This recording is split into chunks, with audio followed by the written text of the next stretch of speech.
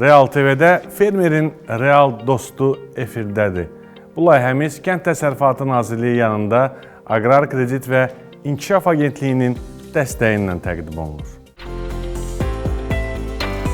Fermerin real dostuna baxırsınız, verilişimiz davam edir. Əziz fermerlər, dəyərli zəhmətkeşlər, hörmətli tamaşaçılar və çox maraqlı bir mövzuya toxunacağıq. Ümumiyyətlə, Azərbaycanda kənd təsərrüfatının əsas istiqamətlərindən biri bilirsiniz ki, taxılçılıqdır. Bu istiqamətdə həm də bir ənənələrimiz mövcuddur ölkə olaraq. Və maraqlıdır ki, son illər ölkəmizdə, xüsusən də Kənd Təsərrüfatı Nazirliyinin müvafiq institutları tərəfindən taxılçılıq və yeni sortların yaradılması vacib məsələlərdən biri kimi qarşıya qoyulub və bu istiqamətdə də kifayət qədər uğurlar, nəticələr əldə olunub. Yeni yaradılan taxıl sortları hansılardır? Bu sortların yerli, belə deyək də, iqlimə uyğunlaşdırılması, eyni zamanda onlardan məhsuldarlığın əldə olunması və digər məsələlərlə bağlı maraqlı həmsöhbətim var. Qeyd eləmək istəyirəm ki, bugünkü verilişimizin qonağı Əkinçilik Elmi Tədqiqat İnstitutunun istehsalat üzrə direktor müavini, aqrar elmləri üzrə fəlsəfə doktoru, dosent Qərib Novruzludur. Qərib mən sizi ürəkdən salamlayıram. Fermerlərin görüşünə xoş gəlmişsiniz. Çox təşəkkür edirəm. Qərib müəllim, başlayaq əvvəlcə ondan ki, Əkinçilik Elmi Tədqiqat İnstitutunun fəaliyyəti hansı istiqamətlərdə aparılır və nə kimi yeniliklər var? Mən onu qeyd edeyim ki, yaxın bir neçə aya bundan əvvəl Əkinçilik Elmi Tədqiqat İnstitutunun 75 illiyi qeyd olundu. Mən onu deyə bilərəm ki, bu 75 il ərzində Əkinçilik Elmi Tədqiqat İnstitutu çox şərəfli bir yol keçmişdi. 75 il ərzində 100-dən artıq müxtəlif buğda, arpa, qarğıdalı, çovdar, paxlalı bitkilərdən noxuddur, mərciməkdir. Bu bitki sortlarını yaratmışdır və bizim fermerlərimiz uzun illərdir ki, Əkinçilik Elmi Tədqiqat İnstitutunun yaratdığı sortlardan istifadə edirlər. Əkinçilik Elmi Tədqiqat İnstitutu əsasən özünün mandatına daxil olan, bayaq qeyd elədiyim bitkilərin, həm sortların yaradılması ilə, həm də toxumçuluq ilə məşğul olur. Ötən il 75 illik yubileyə qeyd olundu. Bir tədbir də keçirildi bununla bağlı. Mən də orada iştirak edirdim. Bu arada fürsətdən istifadə edib bir daha institutun bütün əməkdaşlarını, bütün professor alim heyətini, işçilərini ürəkdən təbrik edirik. İşlərində müvəffəqiyyətlər arzulayırıq. Qərib müəllim, bəs yeni sortların yaradılması istiqamətində nə kimi işlər görülür? Bax, orada sizdə maraqlı laboratoriya var, iş prosesi gedir. Kadrlarda biz görürük. Həm müasir kadrları görürük, dəyərli tamaşaçılar. Eyni zamanda 75 illik bir dövrü əhatə edən görüntülərimiz var ekranda. Əkinçilik Elmi Tədqiqat İnstitutunda tədqiqatın əsas istiqamətlərindən biri seleksiya yolu ilə yeni sortların yaradılmasıdır. İkinci istiqamət yeni yaradılan sortların becərmə texnologiyalarının öyrənilməsi, gübrəyə tələbatı, agrotexnikaya tələbatı, xəstəliklərə davamlılığı, yüksək məhsul vermə potensialına malik olan sortların xarakteristikası haqqında məlumatları işləyib, elmi şəkildə işləyib, fermerlərə təqdim olunmasıdır. Üçüncü, kadr hazırlığıdır. Mən deyim ki, yəni bütün sahələrdə həmişə kadr məsələləri ön planda durur. Əkinçilik Elmi Tədqiqat İnstitutunda Ali Attestasiya Komissiyasının nəzdində elmi şura fəaliyyət göstərir və hər il institutun doktoranturasına deyək ki, magistral təhsili, pilləli təhsili başa vurmuş, ali təhsilli, kənd təsərrüfatı üzrə, biologiya üzrə, müxtəlif uyğun sahələr üzrə qutarılmış və imtahanı müvəffəqiyyətlə vermiş doktorantlar aspirantura təhsilini başa çatdırır və apardığı mövzuları müvəffəqiyyətlə müdafiə elədikdən sonra Əkinçilik Elmi Tədqiqat üzrə həmin istiqamətdə gənc kadrlar olaraq fəaliyyətə başlayırlar ki, bu çox önəmlidir. Çox gözəl. Sizdə təcrübə sahələri var. Orada müəyyən, belə deyək də, bitkilər əkilir və sonraki mərhələdə artıq fermerlərin ixtiyarına verilir, düzdürmü? Əkinçilik Elmi Tədqiqat İnstitutunun Abşeronda yardımçı təcrübə təsərrüfat bazası vardır. Həmin bazada həm Əkinçilik Elmi Tədqiqat İnstitutunun seleksiya şöbəsinin, eyni zamanda beynəlxalq qurumlardan, Icarda, Simit kimi beynəlxalq qurumlardan əldə olunmuş, sifariş əsasında gəlmiş materiallar həmin bazada öyrənilir. Məhsuldarlığına görə, xəstəliyə davamlılığına görə, digər dənin keyfiyyətinə görə bunlar öyrəndikdən sonra Respublikanın müxtəlif bölgələrində həm dəmiyə şəraitində becərilməsinə və eyni zamanda suvarma şəraitində becərilməsi üçün göndərilir. Əkinçilik Elmi Tədqiqat İnstitutunun hal-hazırda 11 elmi tədqiqat bazası mövcuddur. Bölgələrdə, Respublikamızda 11 bölgə təcrübə stansiyası fəaliyyət göstərir ki, həmin bölgə təcrübə stansiyalarında Abşeronda öyrənilən genofond qurallığa davamlılığına görə deyək, Qobustan bölgə təcrübə stansiyasında, Cəlilabad bölgə təcrübə stansiyasında, Şəkidə və Zaqatala bölgə təcrübə stansiyasında öyrənilir. Suvarma şəraiti üçün deyək ki, əsasən Tərtər bölgə təcrübə stansiyasında yüzlərlə, minlərlə sort nümunə və sortlar orada sınaqdan keçirilir. Və onlardan seçilmiş uzun illər, deyək, təxminən 15-16 il bu proses davam edir. Yəni yeni sortun yaradılması asan məsələ deyil. Asan məsələ deyil. Burada həm elm adamlarının, həm deyək texniki personalların böyük bir zəhməti bahsına, həm müəyyən maliyyə vəsaitlə, maliyyə resursların sərfiyyəti hesabına başa gəlir. İndi digər məsələlər haqqında növbəti suallarda cavablandıracaq. Qəribən, belə demək olar ki, onda sizin institutun yaratdığı sortlar Azərbaycanın demək olar ki, hər bir güşəsində əkilir və belə deyək, sonradan o öz bəhrəsini verir. Məhsuldarlıq baxımından da siz ona nəzarət edirsiniz və təbii ki, o məhsul verəndə fermer belə deyək, öz məhsulunu, yaxşı məhsulu daha doğrusu əldə edəndə siz də bundan məmnun olursunuz, sözü yox ki. Respublikada bizim elə bir taxıl istehsalçımız, məhsul istehsalçımız yoxdur ki, Əkinçilik Elmi Tədqiqat İnstitutunun sortların becərməsin. Deyək ki, bu günə qədər yeni sortları da mən adlarını çəkəcəm. Amma hal-hazırda istehsalatda dövriyədə olan Qırmızı Gül 1-dir, Qobustandır, Murov sortudur, Mətin sortudur, məhsuldar arpa sortlarından Qarabağ 22-dir, Cəlilabad 19-dur. Bu kimi sortları lap dağlıq rayonlarda olsa belə soruşsan, hər kəs deyər ki, mən bu sortun toxumlarından əkib istifadə eləmişəm. Hal-hazırda da demək olar ki, bizim ümumiyyətlə məhsul istehsalçılarımızın əkib becərdiyi sortların 60% təqminən Əkinçilik Elmi Tədqiqat İnstitutunun yaratdığı sortlardır. İllər əvvəl, necə deyərlər, o alimlərin, elm adamlarının, tədqiqatçıların apardığı o tədqiqatlar nəticəsində ərsəyə gələn sortlardır ki, məhz bugün o sortlar həqiqətən də əkilir geniş şəkildə fermerlərimiz tərəfindən istifadə olunur. Bəs yeni sortların yaradılan, yəni yeni sortların təbliğatı istiqamətində nə kimi işlər aparsın? Mən bilirəm və bəzi tamaşaçılarımız bilir. Bundan əvvəl də bu mövzuda Əkinçilik Elmi Tədqiqat İnstitutunun nümayəndələri qonaq olanda, çox hörmətli Faiq müəllim də qonağımız olanda danışmışıq bu haqda. Ələxüsusda Qarabağ yəni sortları, adlarla bağlı bir həssasiyyət var. Yəni çox diqqətlə yanaşırsınız bu məsələlərə. İstəyərdim ki, bununla bağlı bizim geniş auditoriyaya məlumat verəsiniz. Ümumiyyətlə, sortların yaradılması, bayaq mən qeyd elədiyim kimi, ən yaxşı halda 14, 15, 16 ilə başa gəlir. Bu, müasir dövrdə müəyyən bir çətinliklər yaradır. Çətinlik nədən ibarətdir? Tələbat artır, amma ən effektli, ən səmərəli sortların yaradılma müddəti 15-16 il çəkir. Yəni, bu qədər gözləmək biraz olmur. Biraz indiki dövrdə, bəlkə də deyək, 30 il, 40 il, 50 il bundan əvvəl ən səmərəli yollardan biri idi. Amma hal-hazırda bu metodlar, yəni deyək ki, zamanı ilə ayaqlaşa bilmir, geridə qalır. Ona görə də bütün dünyada, o cümlədən Azərbaycanda, bizim Respublikada da, xüsusilə də Əkinçilik Elmi Tədqiqat İnstitutunda bu istiqamətdə işlər aparılmışdır rəhbərlik tərəfindən.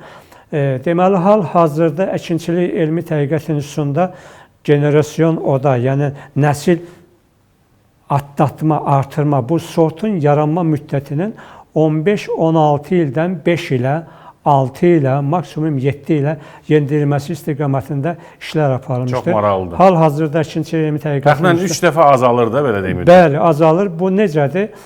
Süni iqlim laboratoriyası yaradılır. Həmin süni iqlim laboratoriyasında hibridləşmə yolu ilə alınmış birinci nəsil bitkilər il ərzində 2 dəfə, 3 dəfə süni iqlim şəraitində nəsli artırılır. Nəsli artırılır. Yəni bu hesaba illər biraz qısalır. Deyək ki, ən peşəkar bir şəraitdə yəni hətta 4 nəsil almaq belə mümkündür. Hələ bizdə o səviyyəyə gedib çatmağa müəyyən bir təcrübə lazımdır. Biz yeni bu işlərə başlamışıq. Ancaq mən əminliklə deyə bilərəm ki, yəni ən azından 5-6, uzaqbaşı 7 il ərzində həmin sortların yaradılması prosesi çox sürətlənəcək. Bu bizə nəyi verir? Qurulub artıq orada generasyon Qurulubdur, tam hazırdır. İndi bu işi Əkinçilik Elmi Tədqiqat İnstitutu əsasən Türkiyə Respublikasının Doğu Akdeniz Tarım Araşdırmaları İnstitutu ilə paralel yəni əlaqəli şəkildə aparılıb.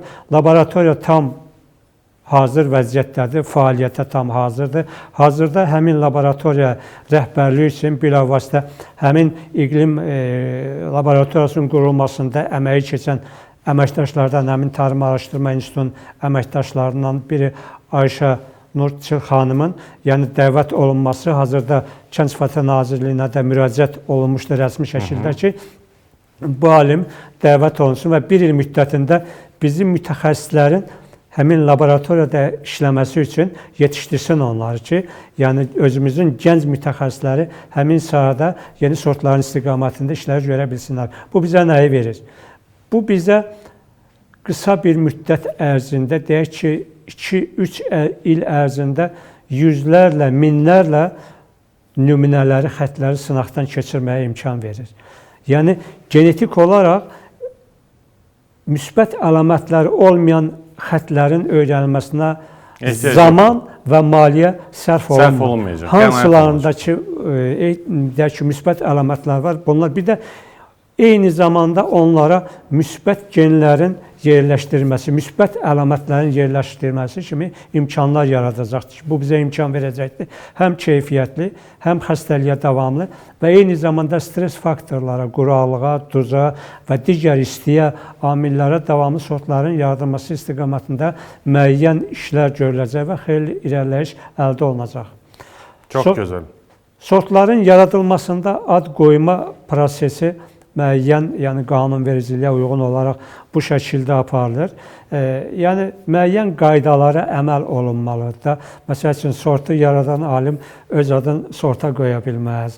Nə bilim, bu kimi də, yəni məşhur, nə bilim, bir dağ adını qoya bilməz. Yəni müəyyən bir şeylə, amma buna baxmayaraq sortun yaradılmasında iştirak edən alim və alimlər qrupu, yəni o sorta ad qoyulmasında müəyyən bir belə də üstünlüklərə malikdir. Məsəl üçün, Əkinçilik Elmi Tədqiqat İnstitutunun son bir neçə ildə yaradıb dövlət sortuna təqdim elədiyi sortlar arasında su qovuşan sortu var, zəfər sortu var. Yəni bu kimi Polad sortu var. Bizim milli qəhrəman Polad Həşimovun adına olan Mübariz sortu var. Mübariz İbrahimovun adına qoyulan bir sort. Xüsusilə Vətən müharibəsindən 44 günlük bu kimi Vətən savaşından sonra bu tendensiya bir ənənə formalaşdı sizdə. Formalaşıb, çünki bunu bir yaşatmaq üçün bizim gənc nəsillər, sonradan gələn nəsillər də istər-istəməz biləcək ki, bu sortun adı niyə Mübarizdir bizim milli qəhrəmanlardan, niyə Poladdır, Polad Həşimovdan. Yəni, digər sortlar da var, sadəcə mən bir neçəsini saydım ki, bu istiqamətdə işlər hal-hazırda davam etdirilir. Qərib müəllim, 2026-cı ildəyik, ilin əvvəlidir. Maraqlıdır, Elmi Tədqiqat İnstitutu olaraq, Əkinçilik Elmi Tədqiqat İnstitutu olaraq toxumçuluq istiqamətində nə kimi planlarınız var? Hansı işləri görəcəksiniz və qarşıda nə işləriniz durur? Hər bir ölkənin taleyində onun ərzaq təhlükəsizliyinin təmin olunmasında toxumçuluq çox böyük bir əhəmiyyətə malikdir. Deyək ki, əgər bir ölkənin özünün toxumla təminatı 60-70%-dən aşağıdırsa, 30-40%-də bu təhlükəli bir həddir. Müharibələr olar, kənardan ala bilməzsiniz. Ala bilsəniz belə, həmin sortların toxumu bizim torpaq iqlim şəraitinə uyğun gəlməyə bilər, olduqca aşağı məhsul verə bilər. Ona görə də toxumçuluq çox böyük bir önəmə sahib. Həm də stratejidir. Həm də strateji, əlbəttə ki, ərzaqla bağlı çox strateji bir əhəmiyyətə malikdir. Bəzən toxumçuluq sahəsində və digər sahələrdə qəbul olunmuş qərarlar çox böyük bir önəmə sahib olsa da, müəyyən dövr keçdikdən sonra o qərarlar, o şeylər tədricən öz mahiyyətini itirməyə başlayır. Elmi olaraq bunu yenilərlə əvəz eləməyə böyük bir ehtiyac yaranır.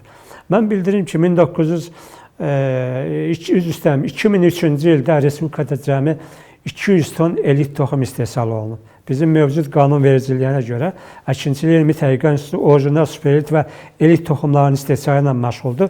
Birinci, ikinci reproduksiya toxumların istehsalı özəl toxumçuluq təsərrüfatlarında həyata keçirilir. Amma deyək ki, artıq 2014, 2015, 2024, 25-ci ildir. 1000 ton, 1200 ton, 1300 ton, hətta deyək ki, 2014-cü ildə təxminən 1500 tona yaxın elit buğda ilə arpadan söhbət gedir. Elit toxum istehsalı o səviyyəyə çatıbdır. Amma bizim apardığımız araşdırmalar göstərir ki, Əkinçilik Elmi Tədqiqat İnstitutu olaraq elmi olaraq bizim 1350-1500 elit toxuma ehtiyacımız olsa da fermerlərimiz ən çox elit toxumdan istifadə eləməyə üstünlük verirlər. 2023-cü ilin rəqəmlərinə görə biz araşdırdıq ki, bizim toxum istehsalçıları, fermerlərimiz 5700 tona yaxın elit toxum ithal ediblər başqa ölkələrdən. İstehlakçılarımız. Toxum istehsalçılarımız. Toxum istehsalçılarımız. Birinci, ikinci reproduksiya və eyni zamanda istehlakçılardan da deyək. Bunlar Rusiyadan və digər qonşu ölkələrdən 5700 tona, 1000 tona yaxın da Əkinçilik Elmi Tədqiqat İnstitutu istehsal eləmişdi. Bir də ondan əlavə də bizim özəl toxumçuluq təsərrüfatlarına istehsal eləyib alimlərin nəzarəti altında becərməsi üçün satdığımız güzəştli şərtlərlə superelit toxumlardan biz 2000 tona yaxın gözləyirdik, amma təxminən 1000 ton sertifikatlaşdırılmışdı. Biz baxdıq, gördük ki, biz nəzəri olaraq biz hesablamışıq 1500 ton, 1300 ton bizə kifayət eləyir, amma fermerlər 7000 tona yaxın elit toxum istifadə eləyiblər. 2024-ün payızında bu rəqəm idxalı mən deyirəm, istehsalı demirəm, 1700 tona yaxın idxal olunan istehsalımız da haradasa yenə 1000 ton, 1200 ton, 1300 ton götürəndə görür ki, həqiqətən də nəzəri olaraq ayrıdır, amma bazarın tələbatı. Buna görə də elm kimi inkişaf eləməlidir və elm eyni zamanda öz işin kommersiyalaşdırmalıdır. Niyə? Çünki elm pul da qazanmalıdır.